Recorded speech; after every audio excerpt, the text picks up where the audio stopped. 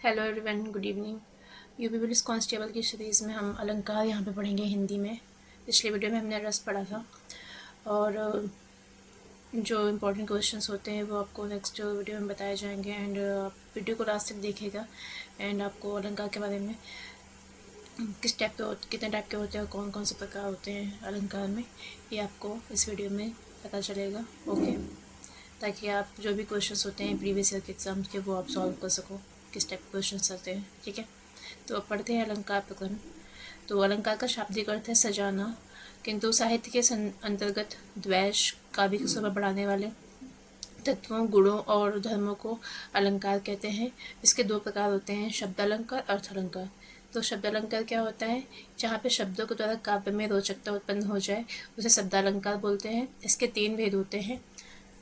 तो पहला है अनुप्रास अलंकार, जहाँ पे कोई वर्ण या अक्षर दो या दो से अधिक बार निरंतर आता है उसे हम अनुप्रास अलंकार कहते हैं। और इसके 5 भेद होते हैं, छेकानुप्रास अलंकार, प्रत्यानुप्रास, श्रुत्यानुप्रास, लाटानुप्रास। ठीक है, तो पहला है छेकानुप्रास, जहाँ पे कोई वर्ण या अक्षर निरंतर 2 बार आए, जैसे कि चारु चंद्र की चंचल किरणें। तो चा वर्ण जो है 2 बार आया है, चारु चंद्र। ठीक है, और प्रत्यानुप्रास में होता है कि वर्ण 2 से अधिक बार आए, जैसे तरन, तनुजा, तट, तमाल, तरवर, बहुछाए। तो इसमें 2 से अधिक बार वर्ण आते हैं, जैसे कि ता वर्ण है, ता 3 से 4 बार आया है। ठीक है, श्रुतानुप्रास है कि एक ही उच्चारण स्थान से निर्मित वर्णों की आवृत्ति, जैसे तुलसीदास सीदति निस्दिन देखी तुम्हार निठुराई। तो इसमें तुलसीदास सीदति निस्दिन, ये एक ही उच्चारण स्थान से निर्मित वर्ण है, उनकी आवृत्ति हो रही, तो उसको हम बोलेंगे श्रुत्यानुप्रास। लाटानुप्रास क्या होता है कि एग्जाम्पल है, पराधीन जो जन नहीं स्वर्ग नरकता हेतु, पराधीन जो जन नहीं स्वर्ग ता नरकता हेतु। ठीक है, तो इसमें है लाटानुप्रास। इसके बाद है अंत्यानुप्रास।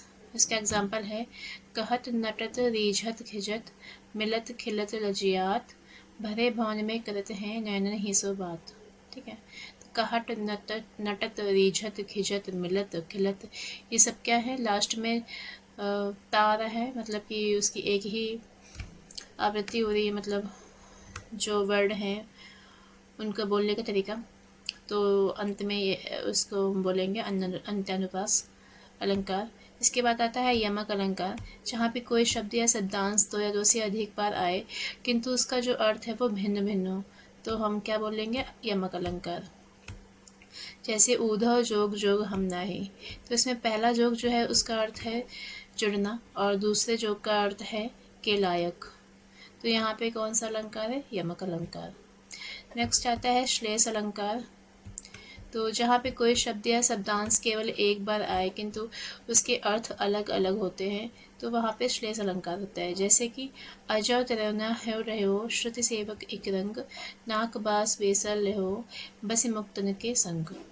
तो इसका स्पष्टीकरण पढ़ो कि इसमें उदाहरण में तरवना का मतलब है कर्णाभूषण या मुक्ति न मिलना, श्रुति का मतलब है कान या वेद वेदांग, नाक का मतलब है अंग विशेष और स्वर्ग, और मुक्तन का मतलब है मोती और मोक्ष दिलाने वाला। तो इसके मतलब इसके दो अर्थ निकलने हैं, तो यहाँ पे श्लेष अलंकार हुआ। अब आता है अर्थालंकार, तो जहाँ पे अर्थ या भाव के द्वारा काव्य में रोचकता उत्पन्न हो जाए तो वहाँ पे अर्थालंकार होता है। तो अर्थालंकार के उदाहरण एग्जाम्पल हैं, इसके भेद है उपमा अलंकार। तो उपमा अलंकार मतलब जहाँ उपमेय में उपमान की समानता व्यक्त हो जाए वहाँ पे उपमा अलंकार होता है। जैसे मुख मयंक सम मंजु मनोहर, तो मुख मतलब इसमें मुख उपमेय है, मयंक उपमान है, सम मतलब वाचक शब्द, और मंजु मनोहर साधारण धर्म है। ठीक है, और दूसरा एग्जाम्पल है सुंदर वदन कलाधर जैसा। सुंदर यहाँ पे साधारण धर्म है, वदन मतलब उपमेय, कलाधर उपमान है, और जैसा है वाचक शब्द। तो ये कौन सा है? उपमा अलंकार। नेक्स्ट आता है रूपक अलंकार। तो जहाँ उपमेय में उपमान का भेद रहित रूप का आरोप होता है तो वहाँ पे रूपक अलंकार होता है। जैसे कि अंबर पनघट में डुबो रही, तारा घट उषा नागरी। तो उपमेय आकाश, घट और नागरी हैं उपमान। जैसे कि पनघट, तारा और उषा, ये इसके उपमान हैं। तो आकाश रूपी जो पनघट है उसमें तारे रूपी घड़ों का और उषा रूपी जो स्त्री को डुबो रही है। तो यहाँ पे रूपक अलंकार है। उत्प्रेक्षा अलंकार पढ़ते हैं। जहाँ उपमेय में उपमान की संभावना व्यक्त की जाए वहाँ पे उत्प्रेक्षा अलंकार होता है।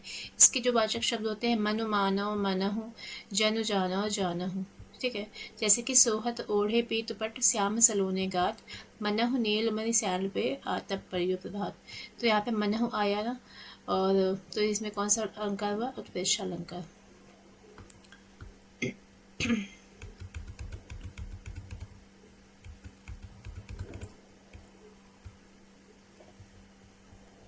नेक्स्ट है मानव सूर काढ़ जारी है वार मध्य तैमीन। ठीक है, तो यहाँ पे गोपिकाओं की जो विरह दशा है वो जल के मध्य में जो निकाली हुई मछली के समान संभावित हो रही है। मानव इसमें आया तो उत्प्रेक्षा अलंकार हुआ। ठीक है, नेक्स्ट पढ़ते हैं संदेह अलंकार।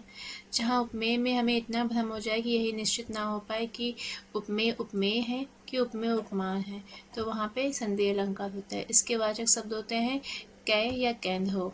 जैसे कि सारी बीच नारी है कि नारी बीच सारी है कि सारी ही की नारी है कि नारी ही की सारी है। ठीक है, तो इसमें स्पष्टीकरण ये है कि इसमें एग्जाम्पल में दुशासन द्वारा जो द्रौपदी का चीरहरण हुआ था उस पर सारी में नारी का और नारी में सारी का संदेह प्रकट हो रहा है। ठीक है, तो यहाँ पे संदेह अलंकार है। अब आता है भ्रांतिमान अलंकार। तो जहाँ उपमेय हमें इतना भ्रम हो जाए कि हम उपमेय को ही उपमान समझ बैठे।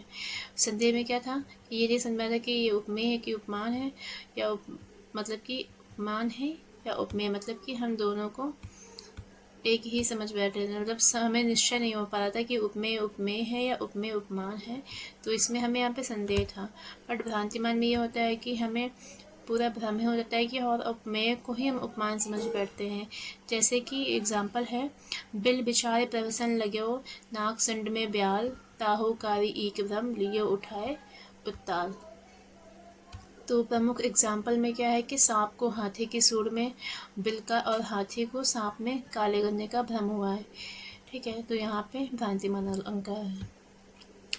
अब आता है शब्द अलंकार। शब्द अलंकार में कुछ है लाटानुप्रास। लाटानुप्रास का एग्जाम्पल है ये।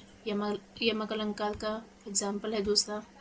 कनक कनकते सौगुना मादुत का दिखाए, या खाए बौराए चक पा खाए बौराए। तो ये कुछ एग्जाम्पल हैं यमक अलंकार के। नेक्स्ट है श्लेष अलंकार। इसका एग्जाम्पल है। ठीक है, ये कुछ अलग से एग्जाम्पल है, पहले जो हम पढ़ चुके हैं उसके एक एग्जाम्पल और लिखे हैं। ठीक है, तो यहाँ पे हमारा अलंकार ख़त्म होता है। अब मिलते हैं हम नेक्स्ट वीडियो में। तब तक के लिए लाइक शेयर कमेंट कीजिए, सब्सक्राइब कीजिए, and do comment if you need any another video of any topic. So मिलते हैं नेक्स्ट वीडियो में। तब तक के लिए bye, have a good day.